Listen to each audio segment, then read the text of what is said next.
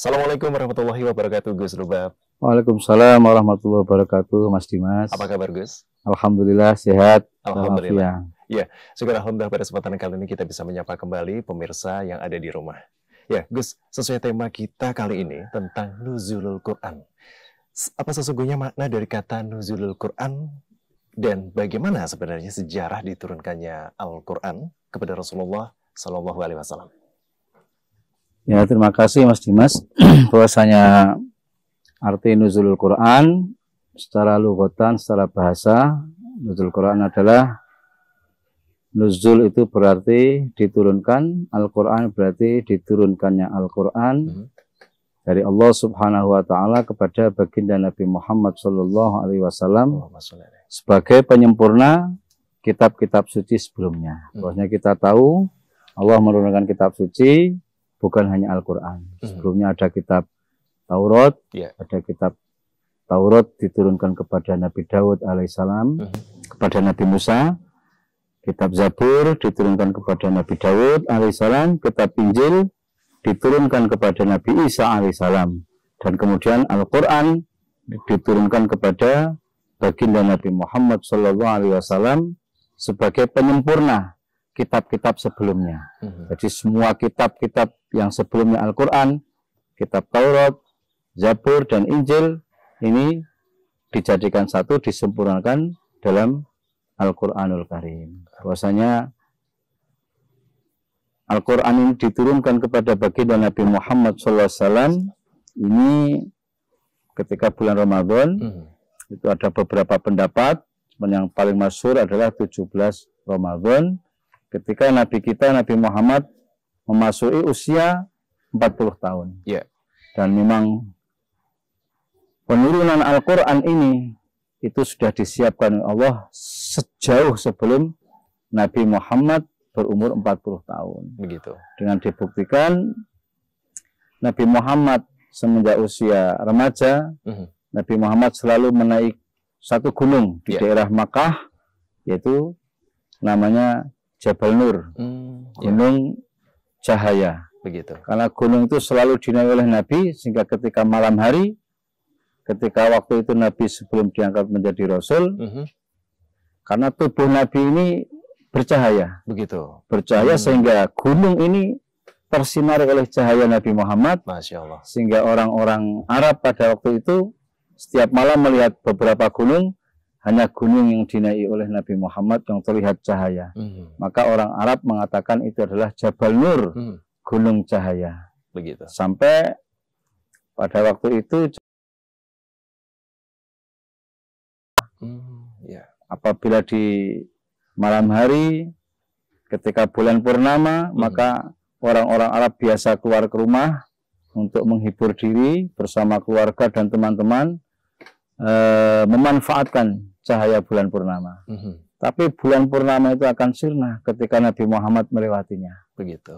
Bukan hanya bulan, bahkan matahari pun, sinar matahari akan kalah dengan cahaya Nabi Muhammad. Masya Allah. Ketika itu orang-orang Arab memuji cahaya Nabi Muhammad dengan sebutan Anta Samsun, Anta Badrun, Anta Nurun, Fokokulan Nur. Wahai Muhammad, engkaulah cahaya matahari.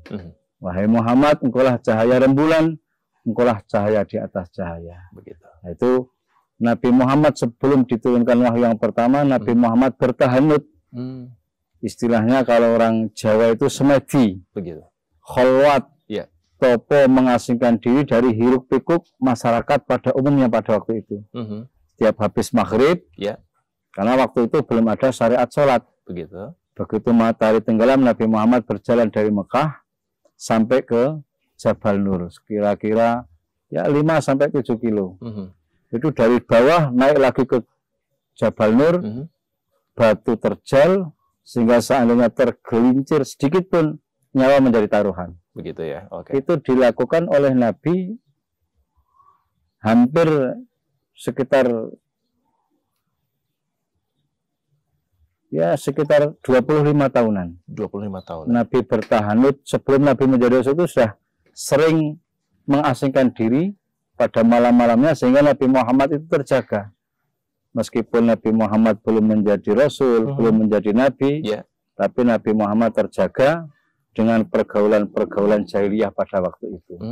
Itulah Allah mempersiapkan baginda Nabi Muhammad untuk menerima wahyu, sehingga Nabi Muhammad itu betul-betul bersih dari kehidupan-kehidupan jahiliyah. Baik, Gus. Luar biasa sekali ya. Jadi kita tahu bahwasanya sejarah dari nuzulul Quran ini perlu kita ketahui bersama-sama ya. Apalagi di momen Ramadan ini.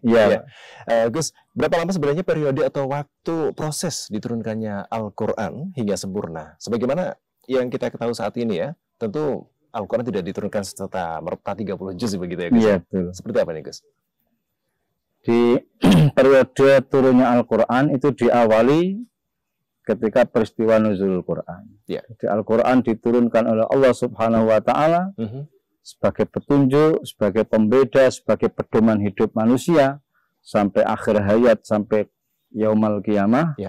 Itu diturunkan bukan hanya satu periode 30 juz langsung, bukan. Tapi 17 Ramadan itu adalah penurunan atau nuzul Al-Quran yang pertama kali.